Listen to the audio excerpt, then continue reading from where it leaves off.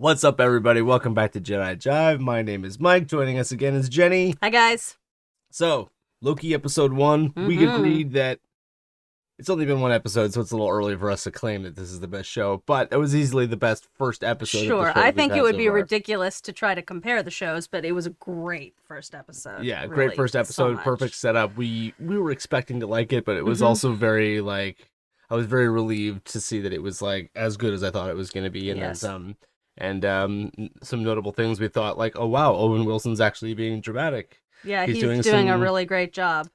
So his character's really interesting. We know that there's Loki variants, and that the one Owen Wilson is pursuing is potentially murdering Minutemen, TVA employees in different places in time. We know they've been to 19th century Oklahoma and 16th century France, and they always seem to be one step ahead, I guess. And they're luring in Minutemen with anachronistic objects, basically. Yeah.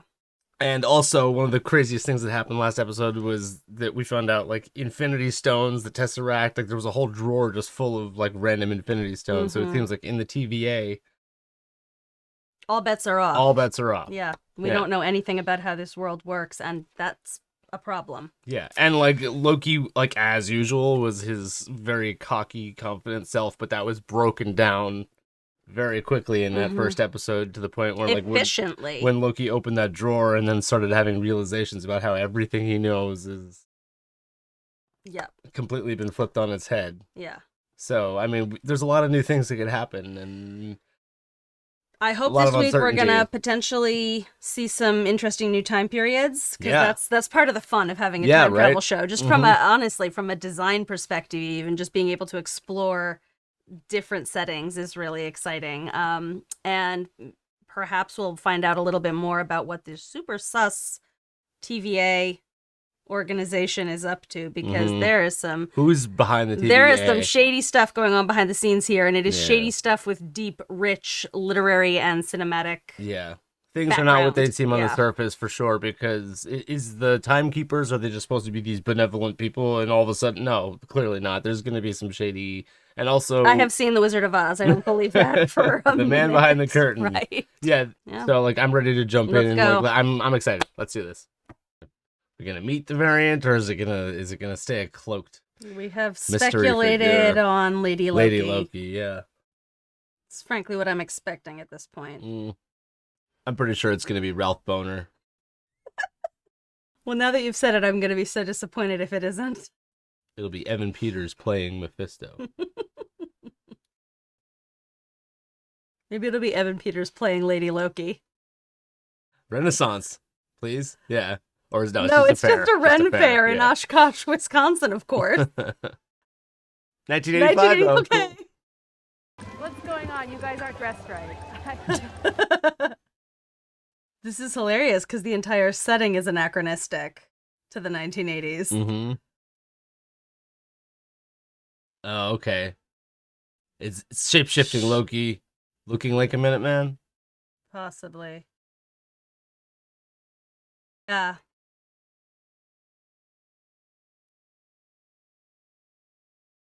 So wait a minute, no? No, this is the hooded figure? Okay. I'm confused, I have to say, by what happened. Okay, for a second I thought the Minuteman woman was a shape-shifted Loki, but clearly not. She was just under Loki's spell. Or something. And then he took her with him. Or she took her with her. Right. The mystery deepens. What happens when a Nexus event branches past Redline? Very bad things. Come on, Loki. What is it? Actually, Miss TVA can no longer reset a Nexus event. Right, and that would lead to the destruction of the timeline. Like a little hologram friend. No, but it's not a hologram. It's like an actual entity. Are you recording or are you alive? Sort of both. Oh, man. This is funky. Yeah, okay. It's Who Killed Roger Rabbit. It's like Cool World, Miss Minutes. That is not nice. Jerk. Okay. We said we wanted to blend live action and animation. We were talking about that. Yeah. All right, buddy, cop it up.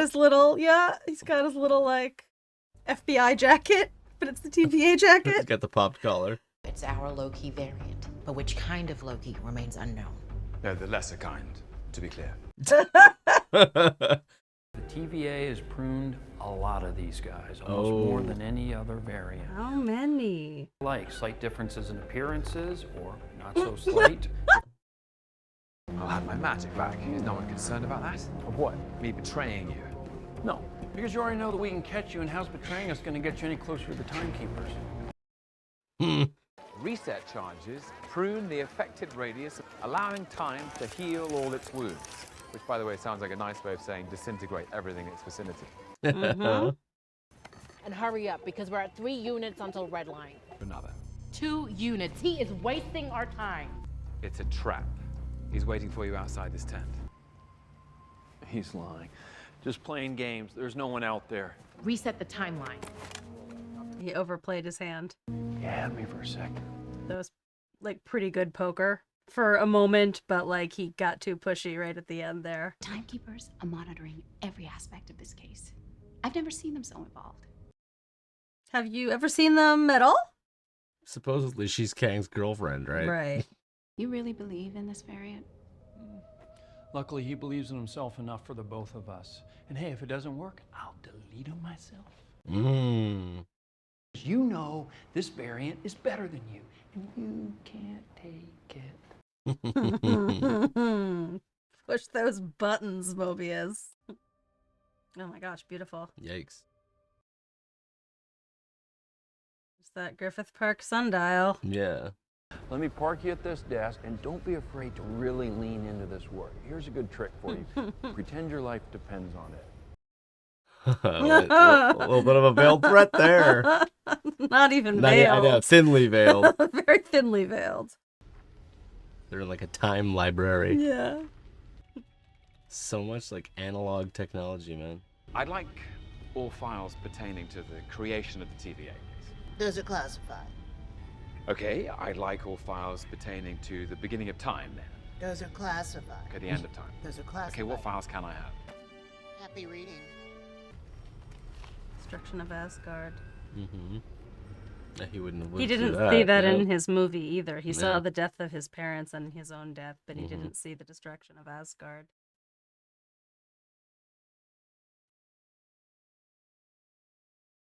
Total planetary destruction.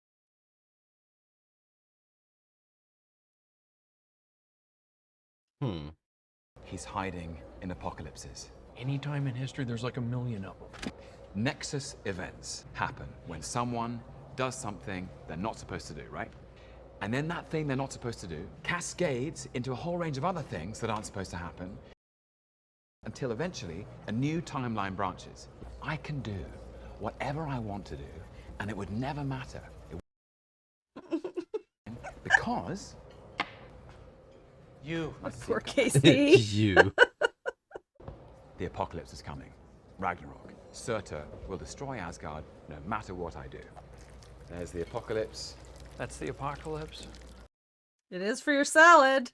If everything and everyone around you is destined for imminent destruction, then nothing that I say or do will matter. Hence, the variant could be hiding in the apocalypse and do whatever he wants, and we wouldn't know.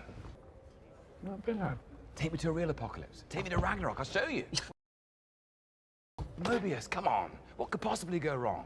We got to properly test this theory. With an apocalypse, what could possibly go wrong? And then you stab me in the back, and that's a theory I don't want to test. I've never stabbed anyone in the back. Literally Phil Coulson. Every moment of your entire life, you've literally stabbed people in the back like 50 times. I'd never do it again, because it got old. All right, what orders? Oh my gosh!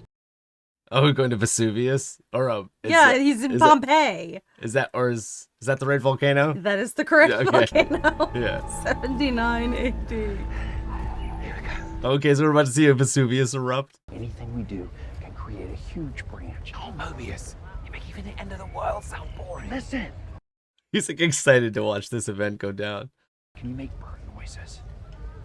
Bird noises. Yeah, bird noises, like some whooshing noises. Caw, caw. Loki! Loki's like, to hell with the bird noises. Be free, my horned friends, be free! My horned friends. Praefectus concilii ad tempus mutandem. He's speaking Latin. Right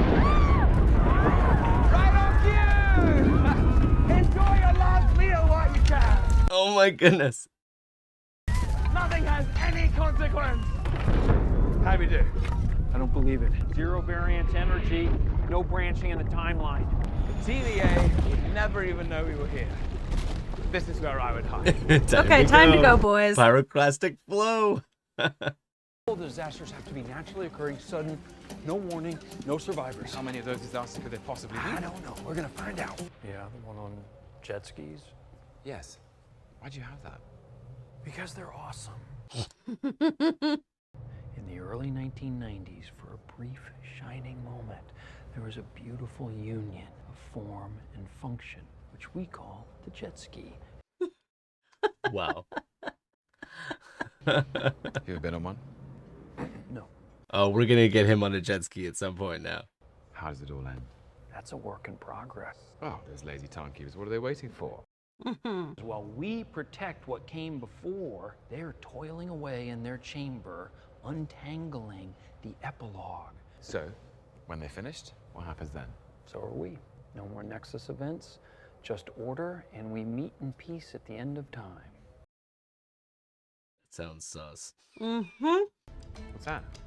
Candy. You have candy on Asgard? Yeah. Grapes, nuts. I wonder you're so bitter. It's not the climate disaster of 2048. It's too real. Got it. That's where he is. Alabama 2050. Just in case. Absolutely not. This is a Class 10 apocalypse. While the variant shouldn't know we're coming, he could be hiding anywhere and should be considered Class hostile. 10 apocalypse. The file about Asgard said it was only like Class 7. Oof. And if you see a Loki, prune it. The bad Loki, preferably.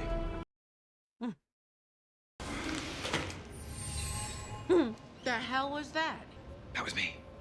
Using magic to dry my clothes. Why is it the people you can't trust are always saying, trust me?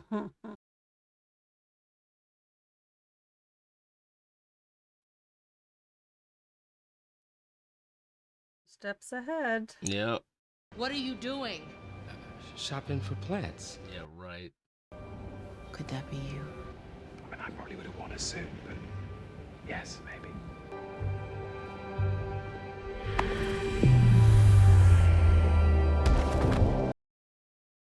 Oh no, it's just another person under the spell, like the... Oh, right. Like C20. So, you're the fool the TVA brought in to hunt me down. Me, I presume. Please. If anyone's anyone, you're me. Okay, there she is. Hi, are you guys looking for the disaster shelter? No. Oh, Jump from body to body. I'm going to overthrow the timekeepers. And, I could use a qualified lieutenant. And I assume you mean... me. The answer is no. I'm not interested in ruling the Time Variance Authority. So what is the end game? I lost him. What happened? Looks like your favorite Loki betrayed you, Mobius. Just brace yourself, Loki.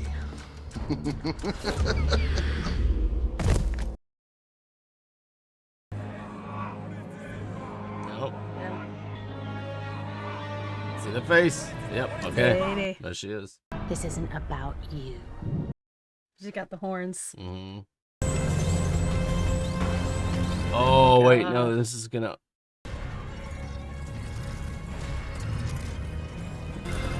where are they going? Oh. Oh! Sent them all over the place. Not good. Somebody just bombed the sacred timeline. That's what we thought they were gonna do, Wow. but damn. And now they're all like, this is because of that Loki, but this was going to happen regardless of whether Owen Wilson went into the field.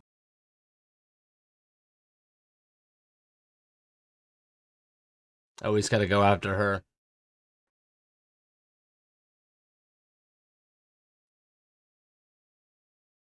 All right, dude. Crazy episode. That was all kinds of nuts. Do you remember in the last episode, I was like, anytime you involve time travel and stuff like that, you start to get layers that you need to keep track of. And I'm definitely starting to, it's not necessarily like, it's about to get even crazier. Yeah. We just saw those branches in the timeline. Blew up the whole sacred timeline. But I'm honestly a little bit surprised that they're being so bold with these concepts. Because, yes, like, I am too. Because I'm having to like stretch my mind a little bit to... It's funny, last week... Wrap my brain around it. Last week, I mean, a bit during our reaction and a lot during our live, I talked about some of like these great works of literature, like 1984, and I was talking about Les Jeux Sont Faits.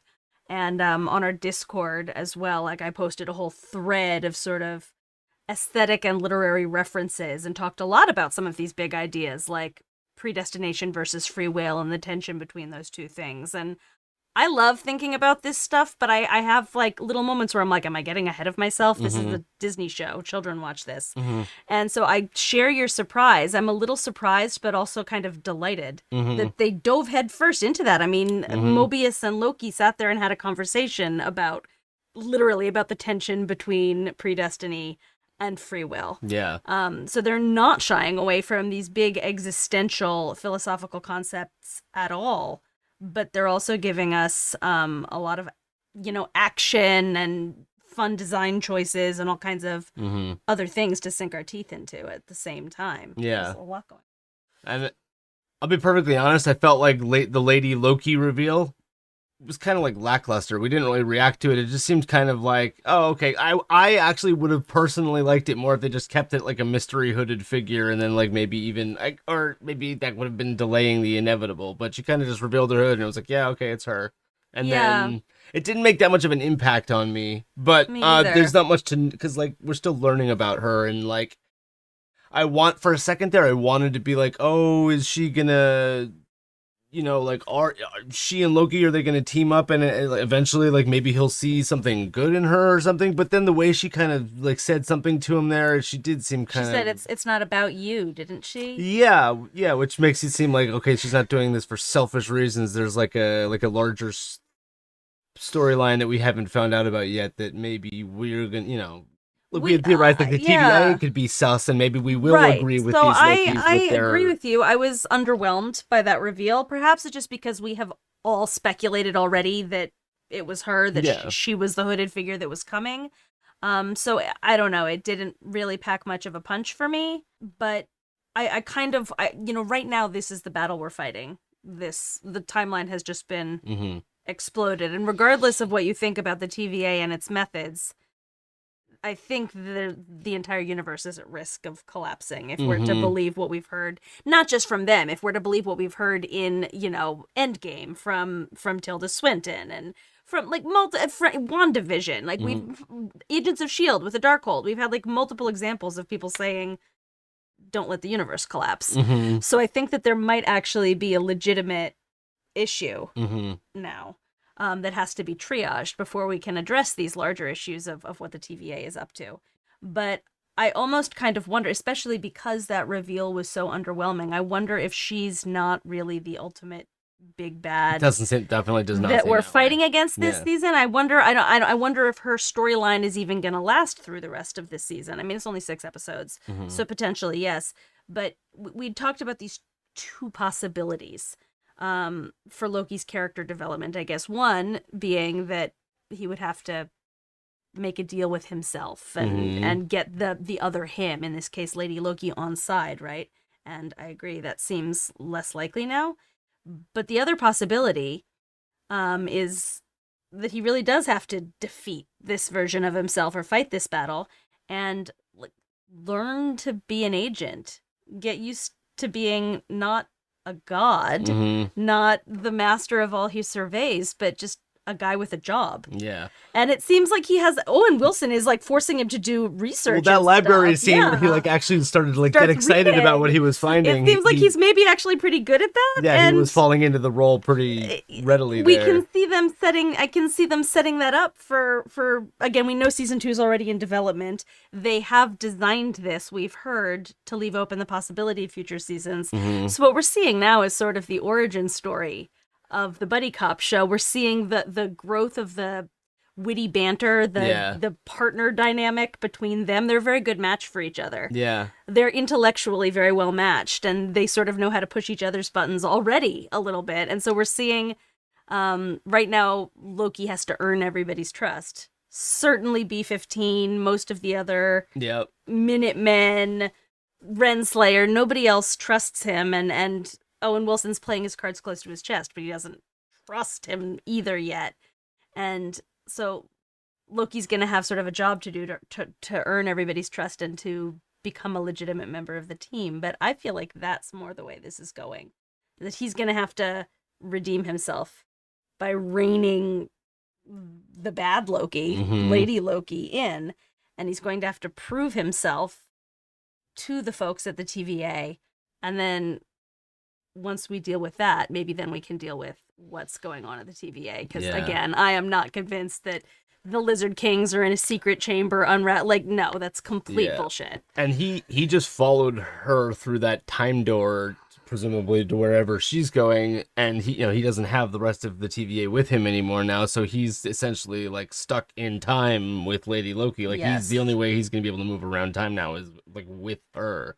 Right. Yes. Whether or not TVA and the TVA is like, going to be pursuing both of them, obviously. But now we've seen this enormous branching out all over the timeline. So they've got a lot to keep track of. Yeah. So obviously that was the end game. He's in an impossible position there because they all think that he betrayed B-15. They didn't see her go through the door. They just saw him. Yeah. No, they've only seen him. They think that he is the one who incapacitated B-15. Yeah. Right? So they're all probably ready to prune him on sight. Yeah. Now he needs to earn Mobius's trust. Right. He's going to have to earn Mobius's trust and everybody else's trust by bringing the baddie in. Yeah. Right? Yeah. And I also wonder if a little part of him kind of wants to, if a little part of him is already sort of inching its way towards reform, or character growth. There was some, to go on a different subject, I thought there was that scene when Owen Wilson was talking about the jet skis, and I thought that connected nicely to he was like, however said, he was basically like, oh, there was a point like in the late 20th century or whatever where like form and function, like, and I thought that was really interesting because I keep talking about how there's this analog equipment everywhere. You know the line from Men in Black where he's like, unlimited technology from the whole universe, and you drive around in a Ford POS. Yes, absolutely. Yeah, and I'm thinking like, oh, like something about the TVA and like, oh, like why are these like predicted TV style like vintage, like even Ravonna Renslayer has the like old like, instead of a stereo, she has like a reel-to-reel kind of thing on the wall, and she has the mystery cabinet, and the curio cabinet. I thought it was interesting where it's like they should have technically unlimited technology from the whole universe over all of eternity, but they choose to have these designs that are like where form and function come together nicely, and it's like a choice to have those designs. The mid-century time period is when people really started to think about like design as a modern art form that way as well. I just thought that was interesting where it was like, okay, Mobius clearly has this like soft spot for the 90s. Jet skis. Yeah. He has the soda, the Justice soda. Yeah. I just like that. I thought that was interesting. I was like, okay, the TVA, even the librarian lady with like, all these just manual technologies that none of them are nothing digital. Yeah. They have all of these analog things, and is that a choice? Are they choosing to live in that version? It's very interesting because, obviously from one angle, that whole retro-futuristic aesthetic is just a design choice, and also like a deliberate nod to some of the very obvious inspirations for the movie. Like I've mentioned Metropolis multiple times. I've talked about 1984. I mentioned Blade Runner this week. Also, a lot of these Marvel comic books are really from the 60s. From that golden era. Yeah, exactly. So it's definitely an aesthetic choice that winks deliberately at its forebears, but I also like what you're saying because there is sort of this this conflation of form and function and this world that makes sense. Aesthetically, it makes sense in and of itself, you know? Yeah. I like that. It was fun. So yeah, I mean, I guess moving forward now, it's like we were saying, Loki needs to reestablish his relationship with Mobius now because they think he's the bad guy, or like, technically he did just kind of betray them, and because I mean, but not in the way they think. That's what I'm saying. He's in an impossible position. If he had just stayed there, if he had just stayed put and not followed her through the time portal, but I hate that then like nobody's following her, but B, they probably would have just pruned him because they think that he did some stuff he didn't actually do. Yeah. In this instance. So that is an impossible position. I hate position. though that like even we don't have a clear window onto Loki's motivations. Like he's shifty on us as the audience too. Like I can't trust him. I can't like trust isn't that meta though? He's got to earn Mobius's respect and the TVA's respect and ours as well. And obviously, like, we just saw Tom Hiddleston spend 10 years doing that in the MCU. And this is a retro Loki who hasn't gone through any of that stuff. So they're sort of fast-tracking it for the purposes of the TV show. You know, he goes through a huge process by seeing this film of himself. He had a big realization. There was that moment last week where he accused Owen Wilson and the TVA of some he gave them some real talk. Honestly, he said, this is all an illusion and it's like manufactured by the weak to inspire fear. It's a desperate attempt to maintain control. And I mean, I think that's true. I agree. I think that's all accurate about the TVA. But then at the end of the episode, once he'd like looked at the film and seen his own death and everything, he turned it around on himself. And he quoted the exact same line back at himself. You know, Mobius finds him back in the interrogation chamber with the Tesseract and it doesn't work. And he said, I don't hurt people because I like it. It's part of the illusion manufactured by the weak, and it's a desperate attempt to maintain control. So that's a big moment of like self-awareness for him. That's like a big step of character growth in the space of one episode. And he is not there yet. I think you just said like his motivations are unclear to us. I think maybe his motivations are a little unclear to himself. Yeah, 100%. Right now. Yep. He's so used to being the god of mischief. He's so used to doing the stuff that drives Thor crazy and whatever it is. And being faced with this, it seems much more evil, much less redeemable version of himself is going to literally like that. That's literally a mirror being held up to him. And if he doesn't like what he sees in her, maybe that's motivation for him to do a little better going forward. And there was another important scene, I guess it was between Mobius and Ravonna, where it was Loki and Mobius, where Mobius was basically suggesting, I can't remember who it was with, but he was saying that like the timekeepers, like the TVA is here to like keep everything like in the present and the past organized, but the timekeepers are still toiling away, deciding how everyone's the epilogue. Yeah, but that makes it sound even more sus because it's like wow, like there goes like literally the whole free will, discussion. Well, what's really interesting about that, and I think they're deciding how the future ends up for everyone. They have more to tell us about the show as like a whole has more to tell us about its point of view. It's not just about a sacred timeline that you're protecting. It's also about like they are designing how it exactly. So what I'm saying is what they're telling us is that free will does exist. That's why you get like variations and nexus events and whatever it is because of people exercising their free will. Yeah. And what the TVA is doing is actively suppressing free will. Which is part of why I think they're sinister, why they're sus, why they're up to no good, is because that is they're making a slave out of destiny basically. They're controlling everybody. Although people have free will, they're not being allowed to use it. So that's a whole kettle of fish that's going on there. I mean, that's just most of these existential works of literature and of cinema have some exploration of, like I said, of that tension of what is the balance between whether you want to call it fate or predestination or just coincidence, the inevitable, the things you can't control. Yeah. Like, I can't decide whether I get, hit by a bus tomorrow. Yeah. But I can't decide whether I have, like, eggs or toast for breakfast or whatever.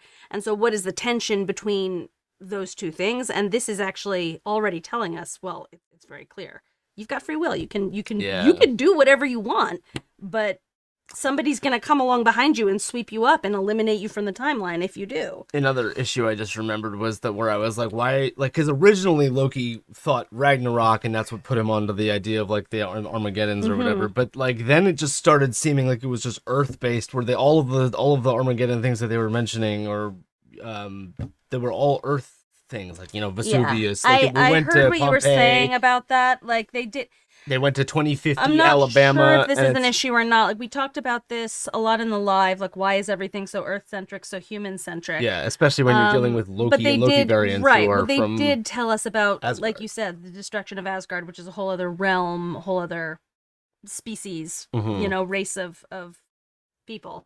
So that is at least one thing. One place where we've seen non-Earth, non-human stuff come into the equation. So yeah, like it's like he just followed Lady Loki through a time door. It's like, are we going to go to another like Earth-based event somewhere on the timeline, like 1985 Renaissance Fair in Wisconsin or wherever that was? Right. But it's like, or can we see them like appear in Asgard? Can we? Right. Are they going to go to somewhere else in the universe? Because it's all this Earth-based stuff does seem to kind of make the eternity scenario seem a lot smaller. I enjoyed the F out of seeing Tom Hiddleston like gleefully speaking Latin on top of a goat cart while dancing around, being like, "You're all gonna die." Yeah, that was fantastic. Yeah, not to mention that the actual like eruption was cool CGI. It just looked cool. That was fun. That was a great it didn't last very long, but I liked it.